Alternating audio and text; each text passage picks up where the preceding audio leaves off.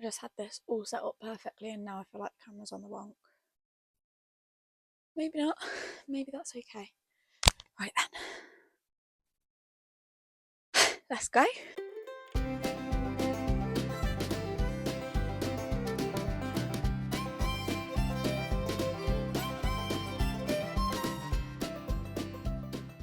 Hello everybody and welcome back to the second episode of Tent Up, Kettle.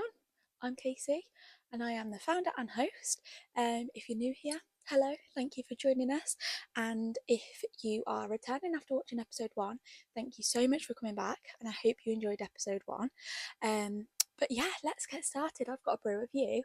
If not, pop the kettle on, grab a blanket, grab a brew, get cozy, and let's get started. So, this episode is all about my very first camping experiences. So, I'm going to be talking about my first camping experiences as a child and also my first solo camping experience, which I will be honest was absolutely incredible. Some people say that their first solo experience isn't amazing at all, but mine, I can honestly say, it was just, I just had a great time, to be honest. Um, but yeah, I have got some notes as always. I've got notes, I've got my laptop, just so that I don't ramble about random things.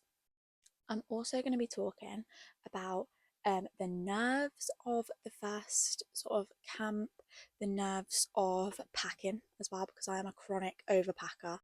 But yeah, this episode is a big one for me. Rue is trying to break his way into my bedroom, so I may have to have a brief pause in a moment to let him in. Okay, so we've had a pit stop. Rue has now joined me, and I feel like he's about to have a bit of a crazy hour. So, yeah, we might have to have another pit stop. Um, but yeah, I can't even remember what I was saying. Um, I can't remember what I was saying. You've put me off. Um, I think I was about to say what this episode was going to include, and I'm going to have to get my notes back up because I can't remember. So yeah, it's a bit of a big episode for me, because it is going to be about my first solo camp, which was amazing. Um, but also I'm going to chat about camping as a child, my love for camping, and how I've always had the same love for camping. Um, and yeah, but also again, you might notice I am filming from home again. I am not in my tent. Um, it's real life, and it's still snowing outside, and yeah, I wish I was in my tent. I really do. And if you're in a tent or a caravan or a camper van or a van or whatever you are, I'm jealous, because to be in a tent right now, I would just be probably 10 times happier. But here we are in my cozy little house in the West Midlands with a brew and a blanket. And as long as I've got those two things, I'm happy. So, yeah, get comfy because it could be a long one. So, the first thing that I'm going to talk about is my very first camping experiences. Now, as a child, I pretty much always had a dog growing up, so I didn't have my current crazy spaniel. I had my Georgie, who was a Basset Cross Shar Pei, and he was the start of my love for dogs. Now, I don't know if I've mentioned before, but I am a dog groomer. I'm training at the moment. So, my love for dogs started with my Georgie, and I have actually. This might come a shock to some people, but I've never left the country. I've never been abroad. I've always holidayed in this country because of my dog. So I've always been here because we had a dog growing up. My mum always used to go caravanning as a child and she wanted to share that love with me, so we bought a tent. I don't know how old I was when we first went camping, but I think I was probably about 6 or 7. And I just, as soon as we got in the tent, I just felt free. I felt so free and I made so many friends through camping as a child. You know, you go out, you play, you you just have that sort of relationship with other children on the campsite. I remember once going to a campsite in Devon, and there was sort of like a little island, and I had a scooter, and I was just going around this island on a scooter, and this other little girl came over, and we didn't talk to each other. We were just chasing each other on our scooters, and it was just, having that bond with someone and not actually talking to them. It's such a crazy concept for me, but also it's where some of my best memories come from as a child. I just All I can remember when I think of summer holidays as a child is camping in the tent, whether that was in Devon, Cornwall, or Mablethorpe, or even before we had the tent, going on caravan holidays to Butlins. Like, that's where my childhood was. Rue wants to get underneath the blanket, I think, so I'm just gonna let him do what he wants to do. um but yeah, just like, there we go. Let me sort him out. He loves lying under things, and I will post a video, or a picture I should say, for you on my socials. Here he is. He can breathe, by the way. He just likes being covered up. Yeah, I'll post a picture on my socials of him actually in the tent underneath the blanket, and there's also one of him where he got underneath his bed. He just likes being covered up and being underneath things. And now he's going to try and eat my sleeve, but that's what he wants to do. So I'm just going to let him, because you pick your battles sometimes, and he's off on one today, and I don't know why. But yeah, some of my best memories are from camping or caravanning, holidays as a child. So that is another reason why I wanted to start camping on my own, because as a child we had a big, massive, I think it was about an 8 or 10 person tent. And yeah, just it was amazing. It was this big, massive tent, and we had a big awning that goes on it too. And it was an air tent. We started off with poles, and then we moved to air.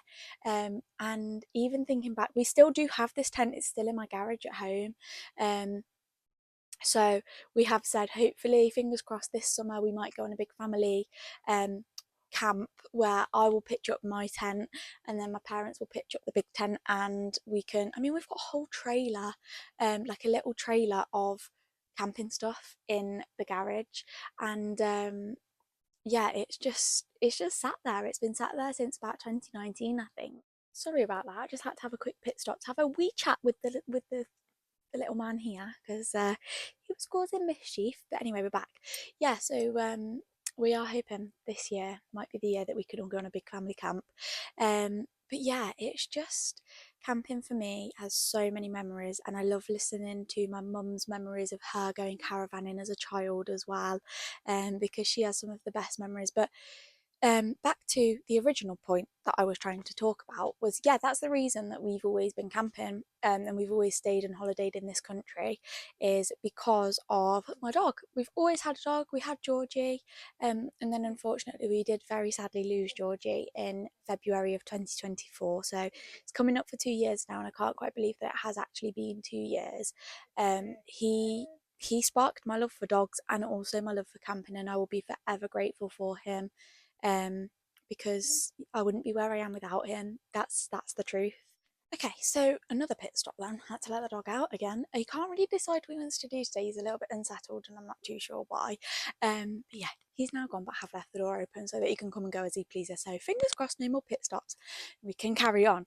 But I did think about trying to restart this whole episode all over again, but then I thought, no, actually, it's real life, and I'm a real person, and this is the joys of trying to film a podcast episode at home in your bedroom when you've got Crazy Spaniel. He doesn't really know what he wants to do, and he does come and go. So yeah, enjoy that. That was fun. Hopefully I can get my head in the game a little bit more now. So yeah, as a child, my first memories of camping are my first proper memories of camping, from what I personally remember, are camping at Haven in Mablethorpe with my mum and dad. But previous to that, I do know that we went to Cornwall and Devon, and I've seen all the pictures and things. I think I was a little bit young. The only thing I remember from that holiday is what I said before, with the scooter, me and the girl that I met there going around on our scooters, but that's all that I remember. So yeah, it's just, that's what sparked my love for camping. I was saying that lost my Georgie, and then now I've got the crazy spaniel that is Rue. He's absolutely mental, but I wouldn't have him any other way. So yeah, camping wise, I think our tent, our big family tent, it's blue. We've always had blue tents. So when I got my own tent for solo camping, I did try to get the blue Sendero 4 from Euro Hike, but it was out of stock because it was a special edition, the blue one, and I don't think they are going to do that tent again. So I don't think I will ever get my hands on that tent. So I am thinking of maybe having I think it's the Rydal Air tent, which you can get in blue. So that could be a possibility for the future, we never know. But yeah, at the moment I've got my little green Euro Hike Sendero 4, which I absolutely love with my whole heart.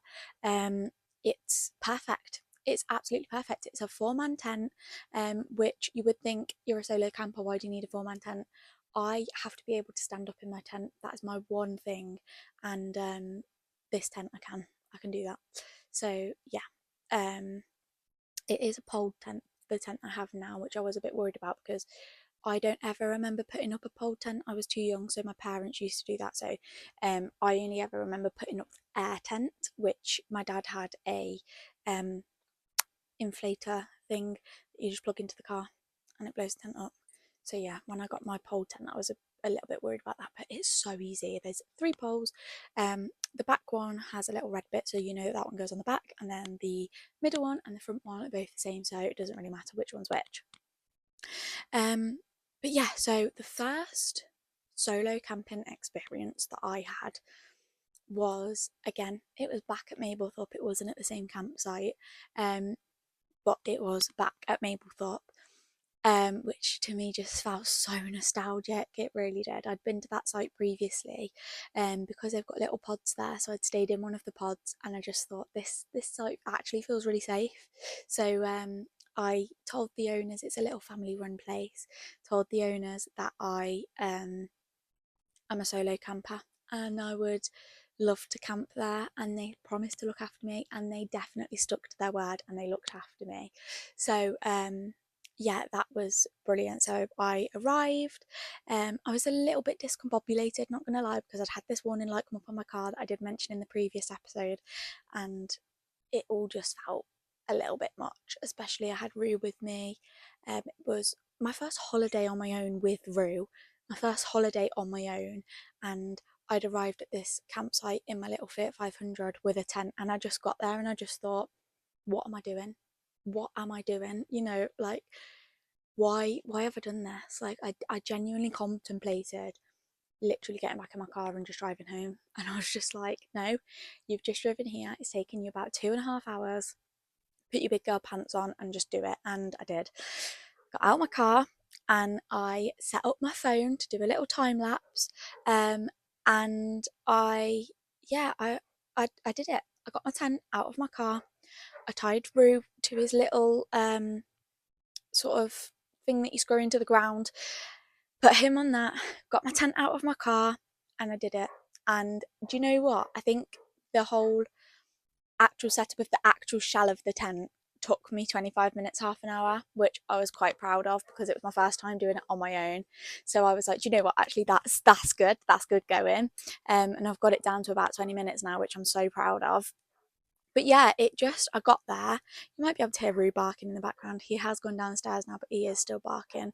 And again, this episode is a bit of a shambles, but we're just going to go with it. So yeah, like putting that tent up, I remember taking a picture once I'd got it up to send to my family group chat. And I was just so proud of myself because it, that was the moment where it finally shifted, and it went from the build up of it, where during the build up of going to my first solo camp, I felt so nervous. The night before, I barely slept. I packed my car up that morning and I said to my dad, what am I doing? What am I doing? Like, I shouldn't be doing this. And he was like, no, you'll be fine. Just come home if you don't want to, like, if you don't feel safe or you don't want to. And I think having my family that have been so supportive have also really helped me, because my family and friends have told me that I can do it, and they really have backed me with it, and I'm going to be forever grateful for that, because without them I wouldn't have done it, because I'd have got in my head too much and thought to myself, no, you can't do this. And actually I can. and I have, and I love it. Um, so yeah, it just the drive there as well. The drive there was perfect. It was really smooth. I went really early in the morning, stopped off and got a McDonald's breakfast, and then um, I got there, pitched my tent up, had my moment where I was like, okay, yeah, I'm doing this. I remember the first thing I did was I put up my kitchen unit and I put the kettle on and made myself a brew, because that is my one thing that makes me feel like home. And I was like, do you know what, actually, if I've got a cup of tea, then everything's going to be fine. And it was. So I made a cup of tea, set all the inside of my tent up, and then it was quite a warm day, so I had took a fan with me because I was quite worried about Rue in the heat. So then once we'd got everything set up, then I made the bed and everything, and then I just lay on my bed with the fan on, with Rue next to me, and I was like, do you know what, actually, this is quite good. This is, I am quite enjoying this. Yeah, and then from there, everything just got better. And then, woke up the next day, put the kettle on again, and I was like, yep, we're doing this. We are doing this. And it's not that bad. I slept really well that first night, actually. The place that I stayed, they have got peacocks, so they did wake me up the next morning, but I'm quite an early riser anyway. So yeah, woke up, made a cup of tea, and started the day. We went to the beach that day, and it was just lovely. It was just a really genuinely lovely day. Um, it just made me feel really happy and really proud of myself.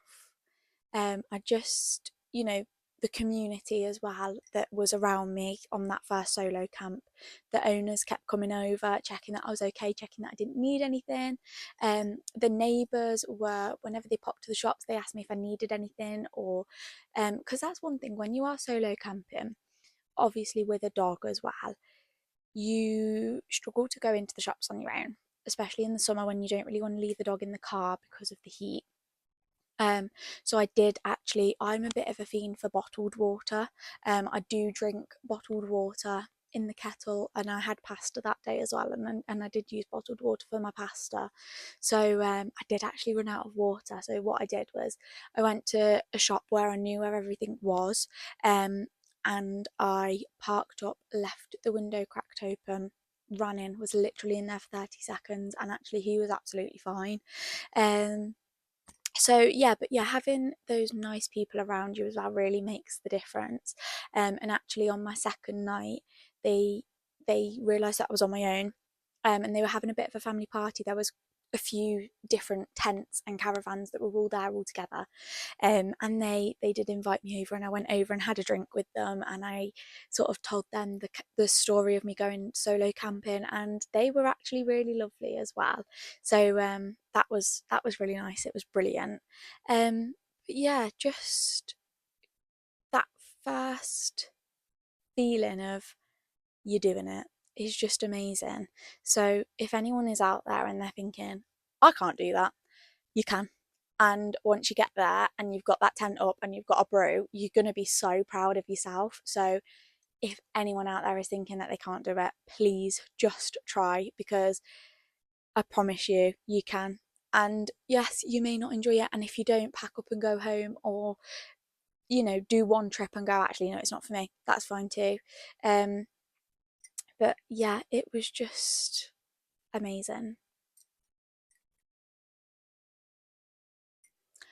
I'm not going to lie to you and say it was all sort of like plain sailing and I felt amazing the whole time, because actually I didn't. And although I enjoyed myself the whole time, I did have a little moment on that first night where I got into bed. It was very dark, and I had my little camping lights and my fairy lights and everything, but it was quite dark, and I just sort of lay there and I just thought to myself, what am I doing? What am I doing here? Like, it's I just I had that fear and that anxiety inside of me of sleeping in a piece of mesh overnight where there was peacocks and foxes and badgers and rabbits and every piece of wildlife you could possibly think of without me.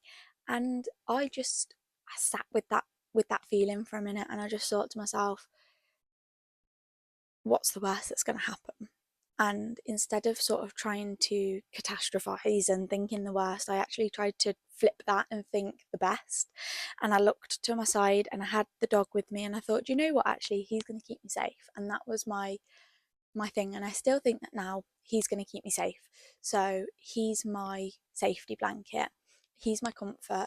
I downloaded some shows onto my iPad as well, so I had those, and I just put those on, got myself a cup of tea, got into bed and thought, just chill. Even if you don't sleep all night, then you don't sleep all night. Like, just sit, chill, watch program, have a cup of tea. And actually I then fell asleep. So, and then I slept through the whole night, woke up the next morning. It was about 5 o'clock the next morning that I did wake up. Um, but I'd slept, and I was just like, do you know what? I'm actually going to get up and just start the day. And again, it's that feeling of waking up and watching the whole campsite wake up, the campers waking up, saying morning, giving them a little smile. Um, yeah, and there's just something really rewarding about that, and really just makes your heart so full. Waking up that first day, being like, feeling like you've actually accomplished something, and knowing that actually you have. And you phone your family and friends back home, and they're so proud of you because they never thought that you'd do it either. Although they were behind you the whole time and they were backing you the whole time, they also had that little bit of doubt in their mind that you wouldn't do it, and that you'd come home the first night being like, no, I can't do it, or abandoning your camp. But actually you've done it, and that's the hardest step. That's the first hurdle, and you're already way over that now. And it's literally, it's all up from here. It can only get better than this. I learned quite a lot about myself on that first camping trip. I learned to, again, just to sit with those feelings of fear and anxiety rather than catastrophize and think the worst all the time. I just learned to just have a moment of silence in the middle of the woods and just think, no, it is going to be okay, and I can do this, and I am doing this. I've got the dog, everything's going to be fine. And even if you have to tell yourself everything's going to be fine 50,000 times a day, do it, because it is, and that will subconsciously reassure yourself 100%. It definitely will.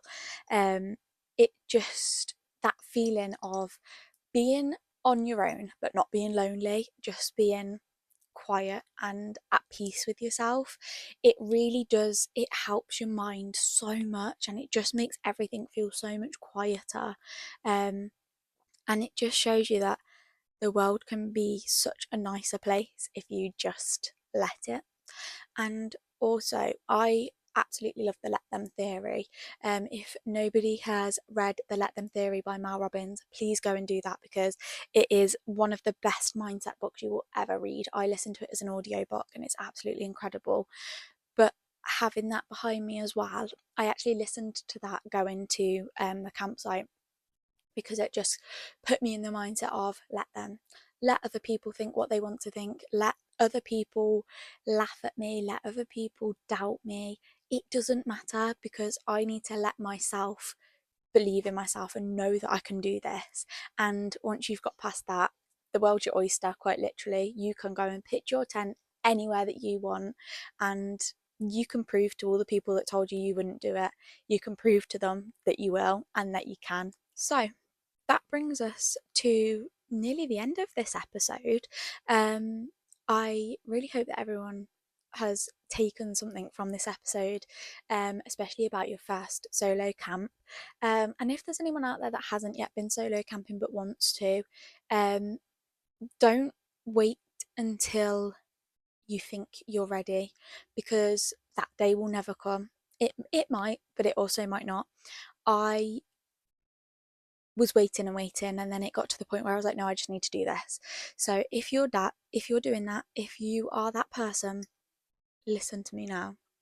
Pull on your big girl pants, put that tent into your car, get your dog if you've got one, if not, then get your kettle and your cuppa, and go.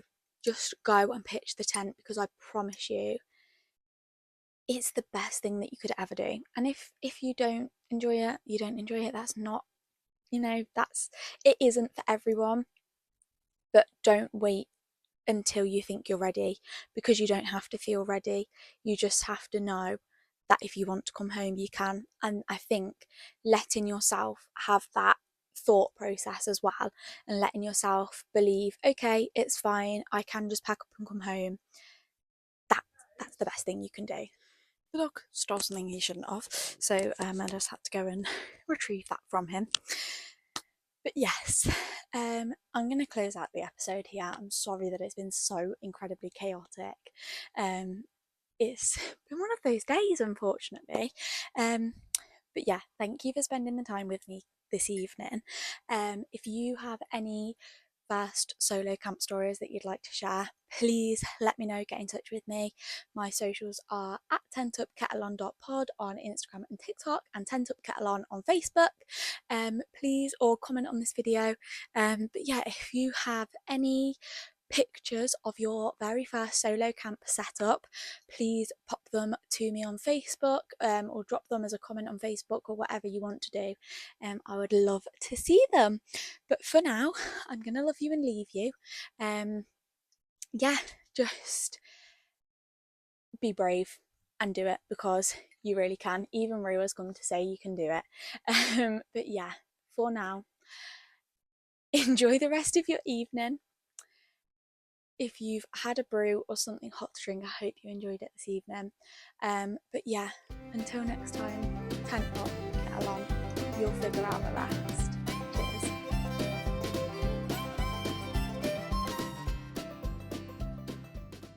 Wow, what a chaotic episode.